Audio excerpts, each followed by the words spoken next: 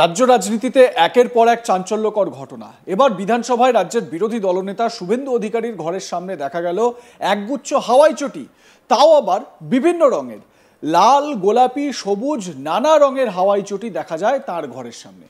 নদিয়ার কালীগঞ্জ বিধানসভার উপনির্বাচনের ফল ঘোষণার দিনই এই ঘটনায় চাঞ্চল্য ছড়িয়েছে রাজনৈতিক মহলে। জানা গেছে, সোমবার সকালে শুভেন্দু অধিকারী যখন বিধানসভায় তাঁর ঘরের সামনে পৌঁছন, তখন তিনি দরজার সামনে বেশ কয়েকটি রাবারের চপ্পল দেখতে পান, যা দেখে কার্যত হতবাক হয়ে যান তিনি। উল্লেখ্য, তৃণমূল নেত্রী তথা রাজ্যের মুখ্যমন্ত্রী মমতা বন্দ্যোপাধ্যায় বরাবরই হাওয়াই চটি পরেন, আর তাই রাজ্য রাজনীতিতেও বিভিন্ন সময় উঠে এসেছে হাওয়াই চটি প্রসঙ্গ। ঘটনায় খুবই বিরক্তি প্রকাশ করেন রাজ্যের বিরোধী দলনেতা। রীতিমতো সমালোচনা করতে দেখা যায় তাকে। শুভেন্দু অধিকারী তিনি এই যে হাওয়াই চটি তার ঘরের সামনে, বিধানসভায় তার জন্য যে নির্দিষ্ট ঘর, সেখানে যে হাওয়াই চটি তিনি দেখতে পেয়েছেন, তারপর কি প্রতিক্রিয়া দিয়েছেন দেখাবো আপনাদের। घटिया काम करता है, देख लीजिए।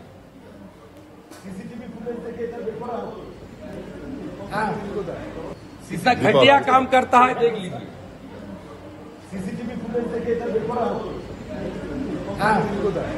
शीशा घटिया काम करता है, देख लीजिए।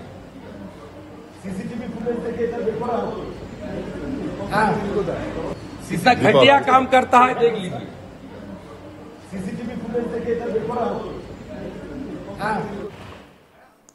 ভিডিওটি দেখলেন, শুভেন্দু অধিকারীর বক্তব্যও শুনলেন। তিনি বলছেন, কিতনা ঘটিয়া কাম করতা হে দেখ লিজিয়ে, মানে হিন্দিতে বলেছেন, তিনি বোঝাতে চাইছেন দেখুন কেমন খারাপ কাজ করে এরা, দেখুন। অর্থাৎ তৃণমূল কংগ্রেসকে, তৃণমূল বিধায়কদের তিনি যে নিশানা করেছেন সে কথা স্পষ্ট।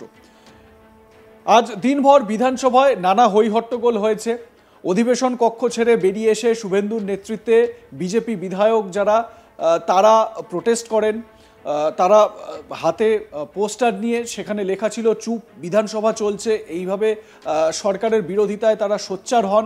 শুভেন্দু অধিকারী তিনি নেতৃত্ব দেন, স্লোগানিং করতে থাকেন।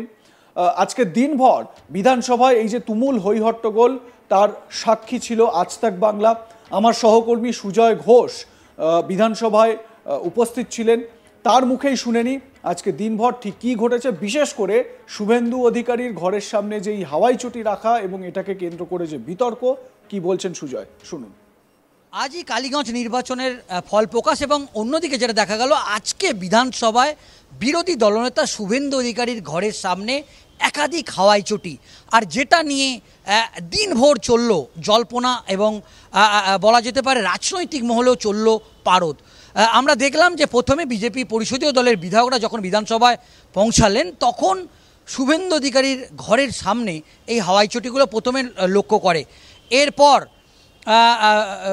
শুভেন্দু অধিকারীর কাছেও এই খবর পৌঁছায়। তারপর বিজেপি দলের পক্ষ থেকে বিধানসভার স্পিকার এবং বিধানসভার স্পিকারের কাছে জানতে চাওয়া হয় যে কারা এখানে কিভাবে শুভেন্দু অধিকারীর ঘরের বাইরের যে মূল গেট, সেখানেই একাধিক হাওয়াই চটি রাখা হয়েছে, সেটা স্পিকারের কাছে স্পিকারকে ইনফরমেশন দেয়া হয় বিজেপির পরিষদীয় দলের পক্ষ থেকে। যদিও স্পিকারের তরফ থেকে স্পষ্ট এটা জানানো হয়নি কে বা কারা এই হাওয়াই চটি এখানে রেখেছে। অন্যদিকে আমরা জানি যে বিধানসভার যে মার্শাল আছে, তাকেও বিজেপির পরিষদীয় দলের পক্ষ থেকে জানানো হয় কে বা কারা শুভেন্দু অধিকারী বিরোধী দলনেতার ঘরের সামনে একাধিক নীল, গোলাপি, সবুজ 3 থেকে 4 জোড়া হাওয়াই চটি রেখে গেছে। যদিও মার্শালের তরফ থেকে স্পষ্ট করা হয়নি। বিধানসভা একটা হাই সিকিউরিটি জোন, এবং আমরা জানি সেখানে প্রতিটা জায়গা সিসিটিভি মোড়া। সেখানে কিভাবে আজকে কালীগঞ্জের মতো একটা যেখানে বিধানসভা উপনির্বাচনের ফল প্রকাশ, সেই দিনে এরকম একটা ঘটনা ঘটে গেল বিধানসভার অন্দরে। এবং আমরা দেখলাম যে যখন শুভেন্দু অধিকারী তিনি যখন বিধানসভায় পৌঁছালেন, তখন এই হাওয়াই চটি দেখে একেবারে রেগে লাল হয়ে গেলেন। তারপর তিনি সাংবাদিকরা এই বিষয়ে প্রশ্ন করলে তিনি স্পষ্ট করে শুভেন্দু অধিকারী বলেন যে এটাই তৃণমূল কংগ্রেসের শিষ্টাচার। তৃণমূল কংগ্রেস তারা এই ধরনের কাজ করাকে সেটা প্রশ্রয় দিচ্ছে। যদিও স্পিকারের তরফ থেকে এখনও পর্যন্ত স্পষ্ট করা হয়নি, যদিও স্পিকারের তরফ থেকে এটা বলা হয়েছে কে বা কারা বিধানসভার বিরোধী দলনেতার ঘরের সামনে এইভাবে হাওয়াই চটি রেখে দিয়েছে সেটা অবশ্যই তদন্ত হবে। কিন্তু একটা প্রশ্ন তো তৈরি হচ্ছে ইতিমধ্যে, বিধানসভা যেটা একেবারে হাই সিকিউরিটি জোন, প্রতি মুহূর্তে সেখানে সিকিউরিটি একদম নিরাপত্তা কর্মীরা সেখানে নিয়োগ আছে, সব জায়গায় নিরাপত্তা কর্মীরা মোতায়েন থাকে, কলকাতা পুলিশেরও বিশেষ নিরাপত্তা ব্যবস্থা বাইরে থাকে, 3 থেকে 4 স্তরীয় নিরাপত্তা বলয়।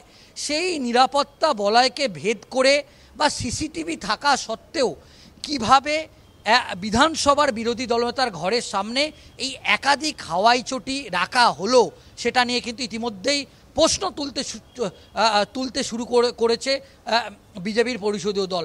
শঙ্কর ঘোষ তিনি কড়া ভাষায় স্পিকারকে নিন্দা জানিয়েছেন। তিনি বলেছেন এটা অবিলম্বে এটা তদন্ত হওয়া উচিত এবং সিসিটিভির ছবি সামনে আনারও তিনি আবেদন জানিয়েছেন। অন্যদিকে আমরা জানি এই হাওয়াই চটির রাজনীতি যেটা পশ্চিমবঙ্গের রাজনীতিতে অত্যন্ত জনপ্রিয়, মুখ্যমন্ত্রী মমতা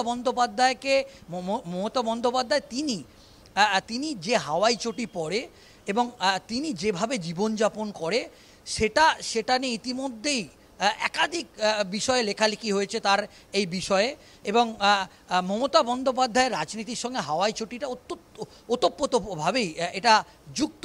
অন্যদিকে আজকে যে ঘটনা ঘটে গেল সেটা নিয়ে এখনও পর্যন্ত রাজ্য রাজনীতি একেবারে তোলপাড়, সেটা কিন্তু বলার অপেক্ষা রাখেন।